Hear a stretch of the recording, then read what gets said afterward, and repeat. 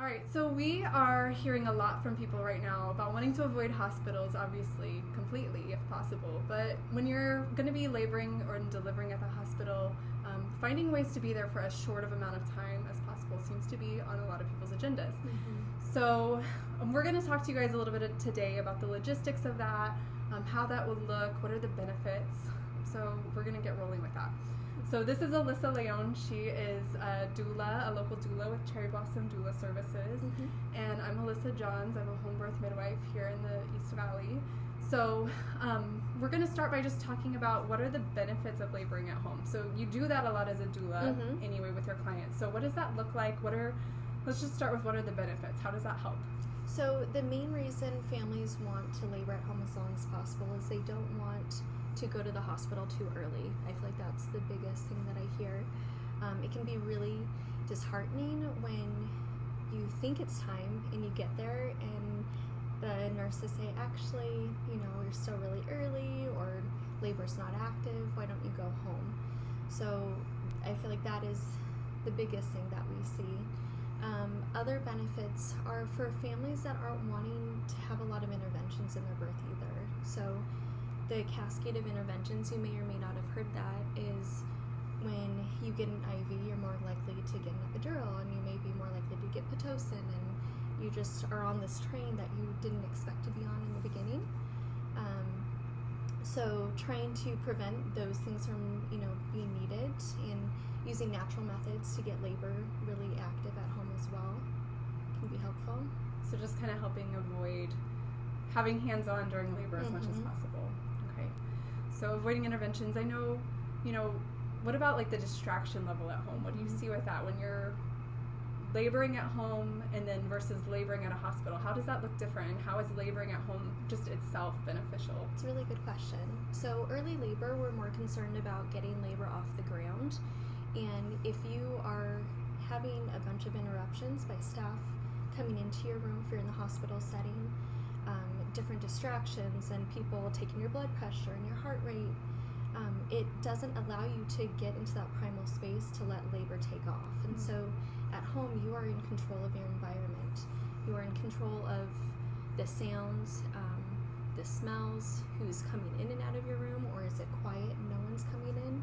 Is it just you and your partner? Just limiting those distractions.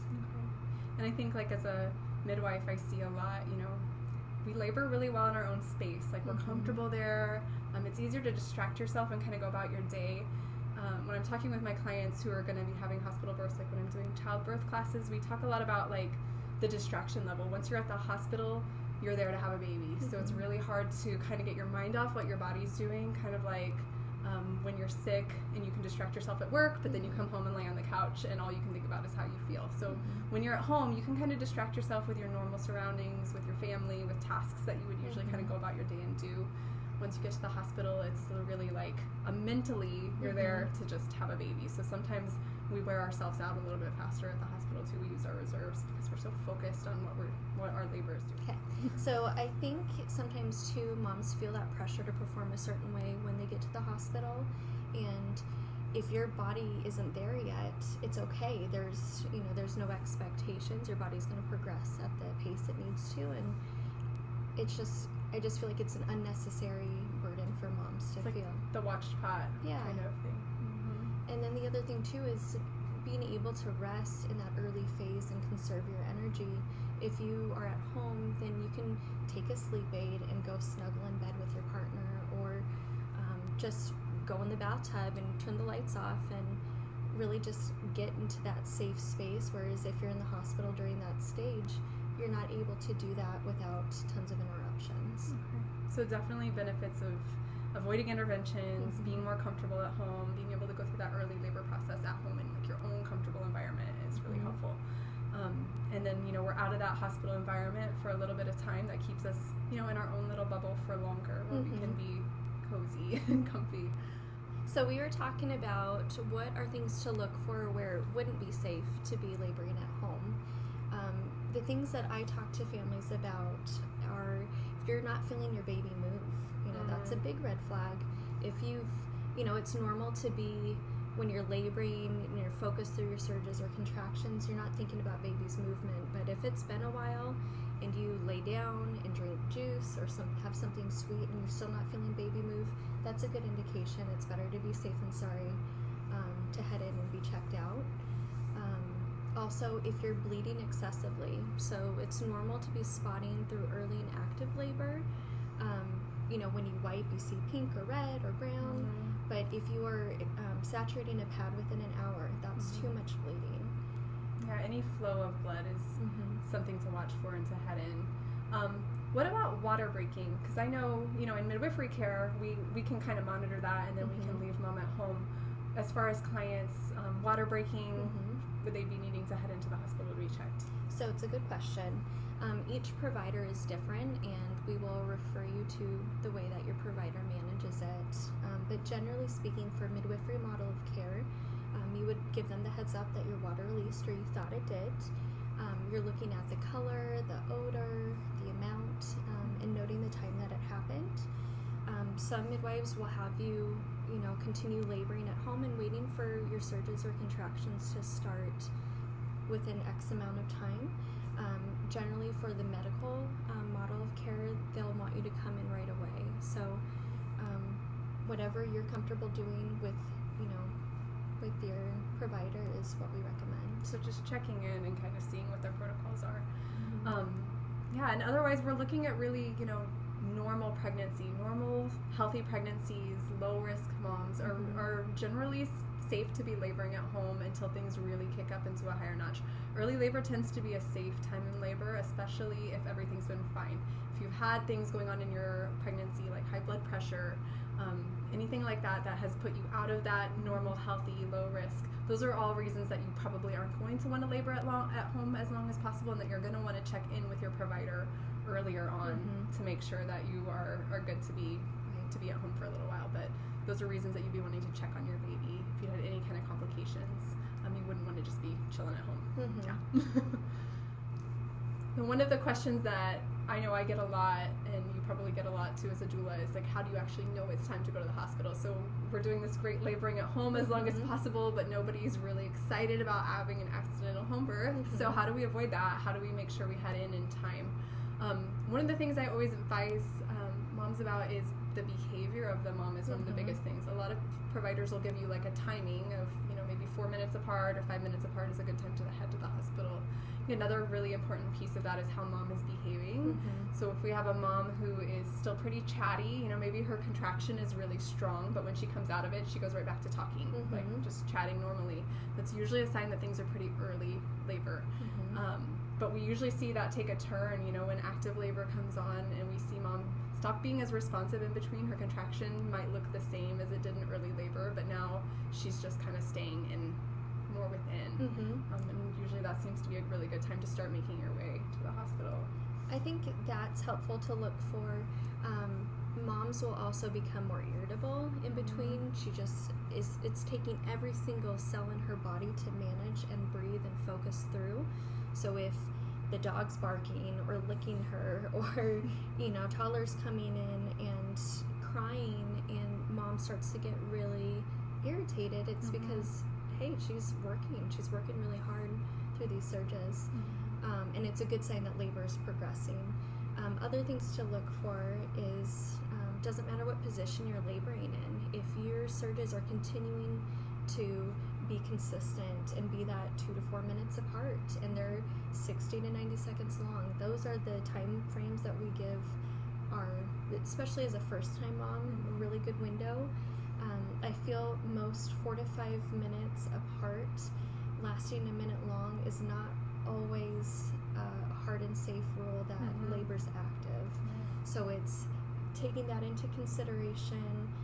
How far is the drive, from your home to your birthplace? That also is something. And are you a first-time mom, or are you, second, third, fourth-time mom, where maybe your surges are farther apart, but these are really strong and you're feeling pressure. That would be a really good sign of, things to look for as well. The pressure is key. The pressure is key. So if mom's reporting that she's feeling pressure in her rectum, yes, she might say that she feels like she needs to have a bowel movement. That's definitely a sign it's time to get going. If she's making any kind of grunting sound at all, get going. That's definitely a tell. But for sure, I see sometimes with moms having like 4 minutes apart contractions that they can still talk through them. So if you're able to talk through your contraction, you're still really early for the most part. And I think, waiting to time your contractions until they demand your attention, and then trying to distract yourself otherwise. Yeah, that's really good. Any other things that you look for as far as a sign of a time to head to the hospital? Any other tips that you could give for that? So I feel that when there's a big shift that happens, so generally when you're going from early to active and active to transition, there are shifts that happen that signal to us, okay, this is different. And those first few surges and contractions can feel a lot. Mom gets scared, kind of panicked a little bit, and then she finds her new flow and then sees, where it continues going. If they get really close together, 2 minutes apart, and mom's moaning, she's in those primal positions, feeling pressure, you definitely want to jump in the car and head in. But before that point, sometimes that shift happens, they get really close together, but then you change positions and they space out again. So maybe try a couple position changes first before, deciding if it's time to go in or not. Right. And this is one of the huge values of having a doula with you, or somebody who's experienced at being at birth, because you see these signs all the time. So for us who see labor all the time, it's really easy to look and say, this is early, or like, we need to get going right now. So for a lot of people right now, they've found like they can't take their doula with them to the hospital, and that's been really disheartening for a lot of people. So this is a way, you can still, if you have hired a doula, that you can have your doula laboring at home with you, having her help determine when it's time to go to the hospital, so you do get there as late as possible. So that's a really great value for a doula right now. And if you are wanting to labor at home but feel like you don't have the confidence to do that, that's definitely a time to seek out a doula to be with you, so you can do that. Great. So when we're home, so it's not necessarily everybody was prepared for laboring at home as long as possible. That wasn't necessarily everybody's plan before everything lately has happened. So what kind of tools can you offer? Like, what kinds of things do you do with your clients that we can kind of demonstrate for people who want to labor at home? Yeah. How to cope. So we talked about early labor, resting, and conserving that energy is the most important. So even if you're laying down, you can still utilize positions to help with management of your surges and also progression. Those are the two things that we as doulas are looking for to help families. So if you're laying down, you'd want to stack pillows in between your legs, and you can still have your hips open this way, be resting, and again still keeping your pelvis open.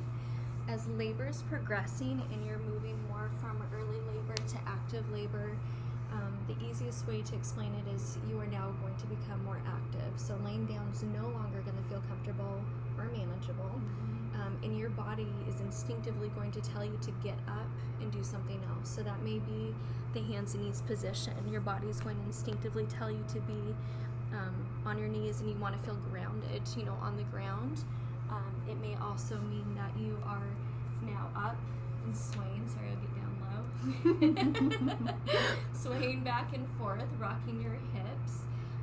I really encourage moms to keep their hands up in this surrender position, so that you're not bracing yourself and tightening and holding on to that, but you're just letting your body be soft and letting your surges happen and bring your baby down in your pelvis. Partners can be really helpful by bringing you water and snacks and a cold towel, maybe doing counter pressure on your lower back, double hip squeezes. What else can you think about? I think the big thing too to remember is breathing. That oh my seems gosh, to yeah. be positioning is positioning is huge, and that is one of the huge advantages to being at home too. I think is you can move freely. So we didn't really talk about that as a benefit, but at hospitals sometimes there's restriction on where you can go and what you can do, and at home you can move wherever your body wants you to move. You can get in the shower, you can use your tub. although doing that early in labor sometimes might slow things down, so you'd want to pay attention to that. But shower is great Yeah. to take the edge off without slowing it down at any point. Totally. So you can do all these things at home without anybody telling you can or can't do those things. So that's a huge thing. I think the other thing I see take people the furthest is the breath. Yeah. So especially if we're feeling fearful at all, we tend to see moms start to breathe shallow in their chest at like The short. the short breath, and you know, typically that signals there's a lot of tension in the body.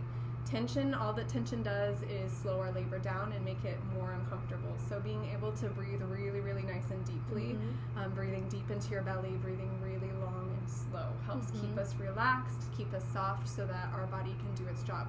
So for partners, that can be a really big cue and signal that you can help mom with, is breathe with her, slow her down, help her have like a really nice long slow inhale and long slow exhale. And if you see that really shallow chest breathing, then kind of helping her, you know, just calm her body down and get back with the breath. I think the breath takes us so far. Absolutely. I mean, I think breathing and position changes are the biggest two tools. As a partner, you can also, if you see her raising her shoulders up, just without making her feel like she is doing a bad job, just, okay, drop your shoulders, putting your hand on her chest so it helps, you know, brings everything down. Maybe on her back if you're seeing all of that tense up, or her jaw, her, you know, clenched jaw, like there's that open throat, open bottom correlation. So if you're picturing your breath all going down to your baby, that's going to keep everything soft and open, and, you know, visualizing your baby moving down as well is also really helpful. Perfect. So we hope this has been helpful for you, getting some ideas about why you might want to labor at home, how to do that, what to watch for, and how to cope. So thanks for joining us, and if you have any other videos or information that you would like for us to work on for you, drop a comment and let us know what you want to hear about. So thanks for joining us. Thank you. Good luck. Bye.